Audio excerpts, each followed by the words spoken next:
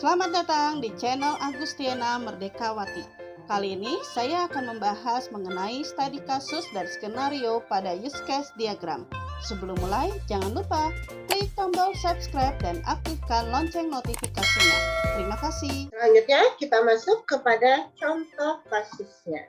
Di sini ya, ada dua prosedur, yaitu prosedur penerbitan SPPD dan prosedur realisasi biaya.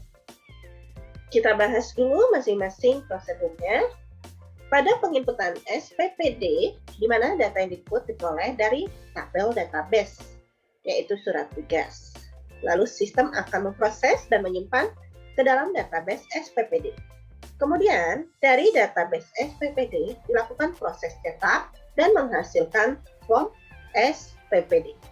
Pernyataan prosedur penerbitan ini kita cari tahu ada fungsi apa saja di dalamnya. Ya, berarti fungsinya yaitu penginputan ya SPPD.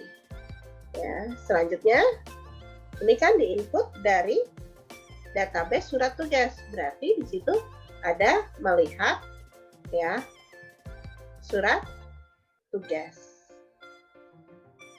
Selanjutnya ada cetak ya form SPPD seperti itu. Ini untuk fungsinya. Jadi dari prosedur tersebut didapat fungsinya seperti ini untuk analisa kebutuhannya. Ya, padahal tadi fungsinya itu ada 3, ya kan? Hanya menginput SPPD, ya, terus menginput surat tugasnya dan mencetak SPPD. Tetapi di sini, maka saat menganalisa kebutuhan ini, kita harus tahu dulu berapa aktornya. Di sini ada 2 aktor, yaitu admin dan pegawai. Dari mana kita tahu pegawai? Karena di sini kita baca keseluruhannya, di prosedur realisasi biaya ada entitas pegawai. Jadi kita baca kembali, untuk proses realisasi biaya, SPPD dapat diambil dari tabel database SPPD. Sistem memproses dan menyimpan di dalam database realisasi biaya. Kemudian dilakukan proses cetak sehingga menghasilkan laporan rincian biaya. Dalam hal ini yang melakukan input data adalah pegawai.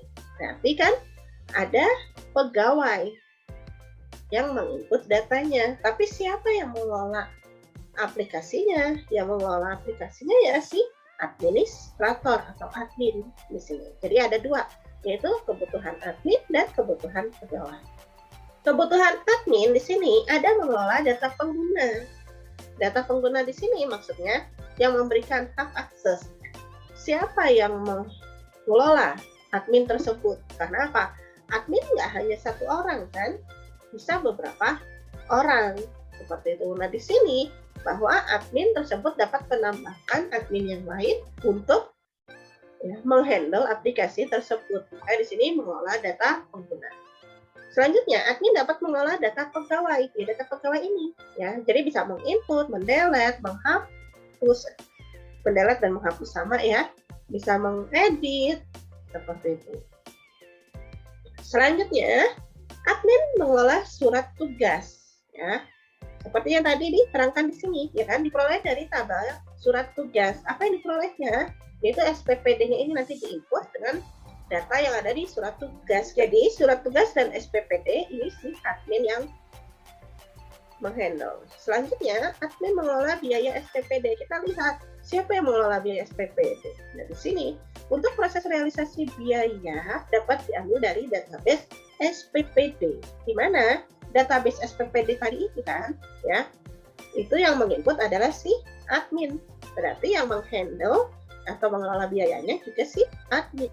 Kemudian dilakukan proses cetak sehingga menghasilkan laporan rincian realisasi biaya. Ini yang tadi ya. Berarti yang mencetaknya adalah si admin. Selanjutnya, dalam hal ini yang melakukan input data adalah pegawai. Berarti yang menginput realisasi biayanya adalah si pegawai.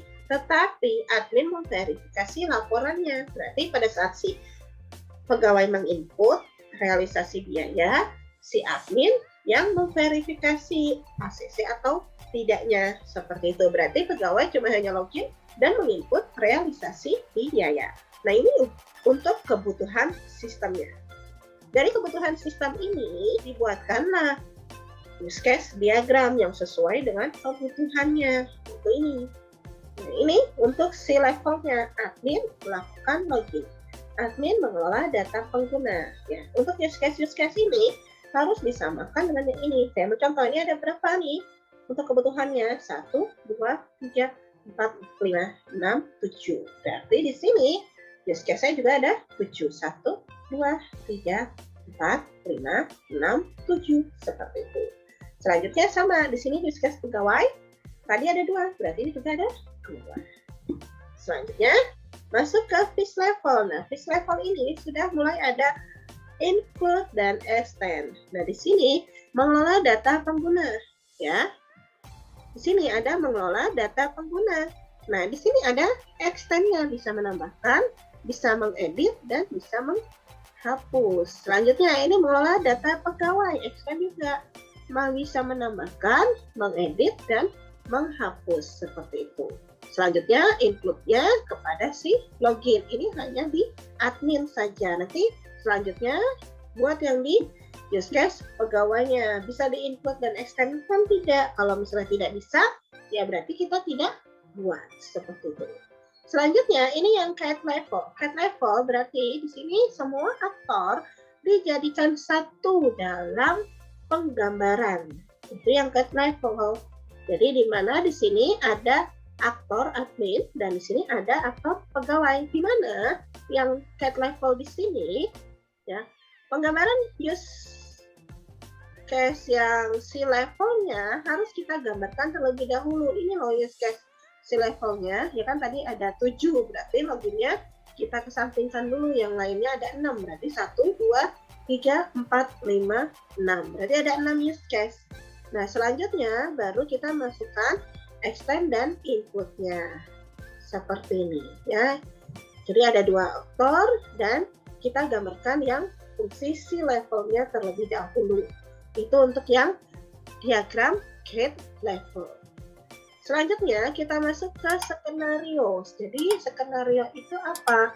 Skenario di sini yaitu bentuk dari bagaimana penggambaran awal dalam use case diagramnya. Jadi alur dari kondisi awal sampai kondisi akhirnya seperti apa, itu menggunakan use case skenario-nya.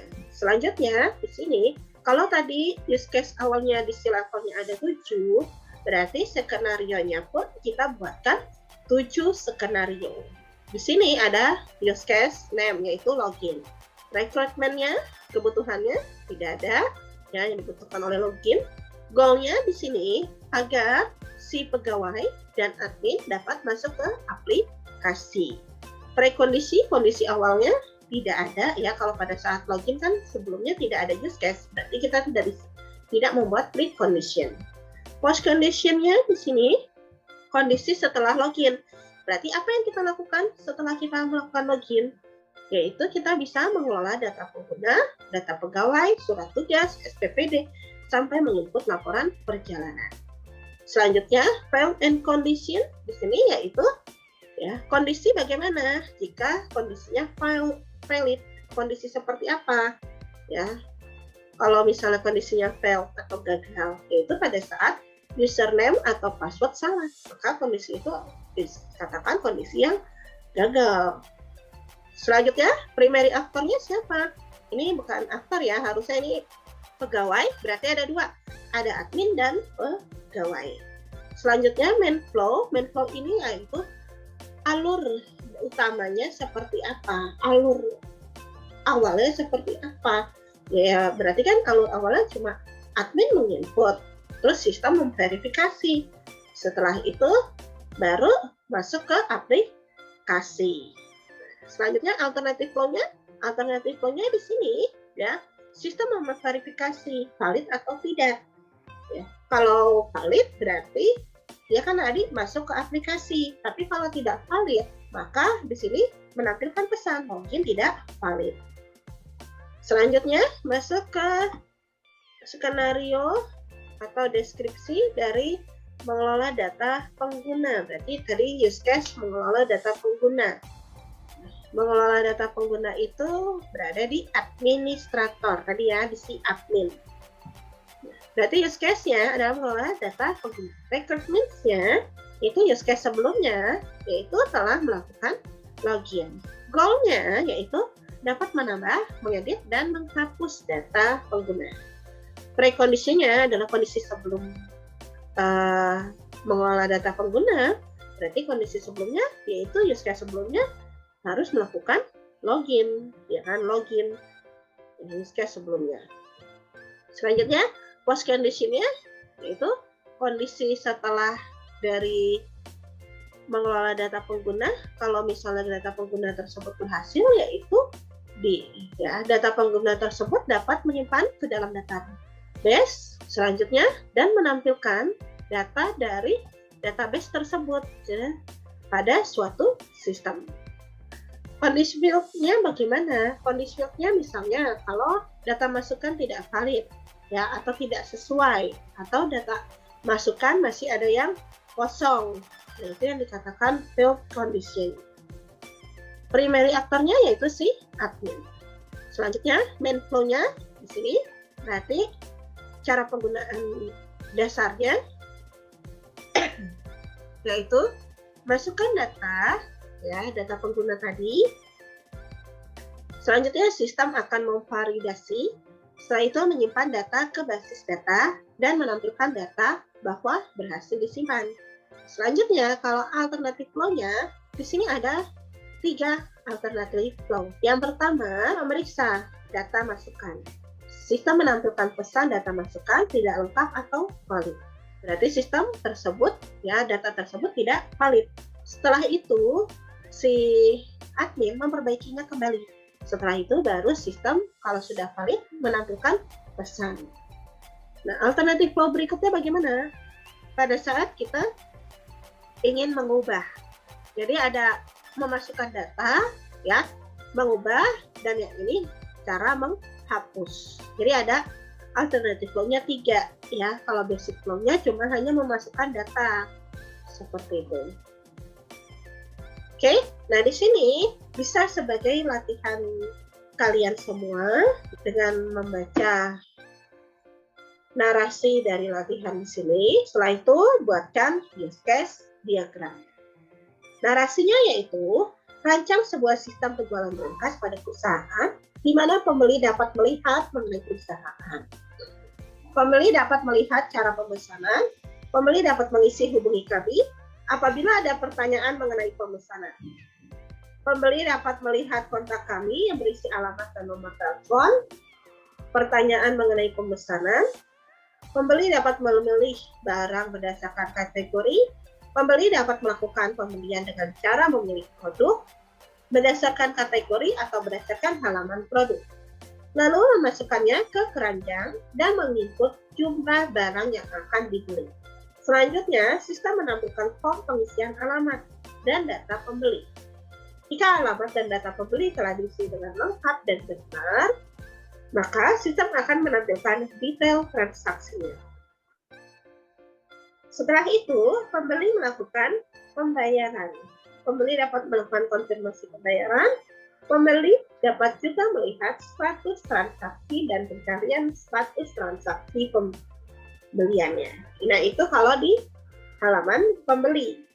Nah, selanjutnya, di halaman administrator, yaitu administrator dapat mengelola data kategori, data produk, data admin, artikel, data hubungi kami, data kontak kami, data cara pemesanan, di mana mengelola data tersebut dapat melakukan penambahan, mengedit, dan menambah data.